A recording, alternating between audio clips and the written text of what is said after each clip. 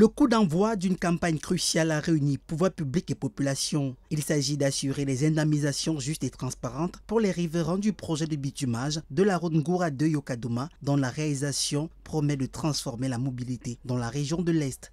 La cérémonie officielle s'est tenue dans la salle des services du gouverneur de la région de l'Est sous la présidence de Grégoire Vongo, gouverneur de la région. Autorités administratives, représentants du ministère des Travaux publics, ingénieurs et populations concernées y ont pris part par un esprit d'écoute et de concertation. Dans son allocution, le gouverneur a rappelé que cette campagne vise à agrandir la transparence et l'équité dans le processus d'indemnisation des personnes impactées par des travaux.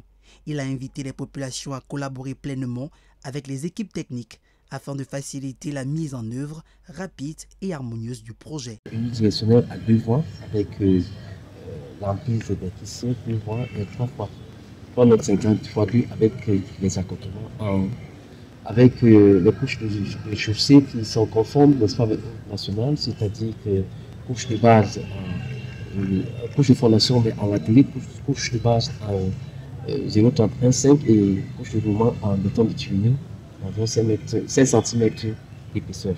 Selon le délégué régional du ministère des Travaux publics Séverin Kevedi, la future route sera unidirectionnelle à 2 voies de 3,50 mètres chacune, construite selon les normes internationales, ce qui facilitera la circulation des biens et des personnes tout en désenclavant plusieurs localités. Pour l'ingénieur consultant François Kouan Abesolo, la route Ngoura de Yokadoma représente bien plus qu'un simple axe routier. C'est une colonne vertébrale de la mobilité dans l'Est, porteuse d'ouverture, de développement et d'espoir par les communautés locales. Nous sommes déjà aujourd'hui au niveau de la phase de constat et évaluation des biens susceptibles d'être touchés par le projet dans le but de protéger les intérêts de la population et que le projet contribue plutôt à leur bien-être. À travers cette campagne de sensibilisation, les autorités entendent ainsi poser des bases d'un dialogue constructif et d'un accompagnement social exemplaire autour d'un projet qui symbolise la marche du Cameroun vers un réseau routier plus moderne et plus inclusif.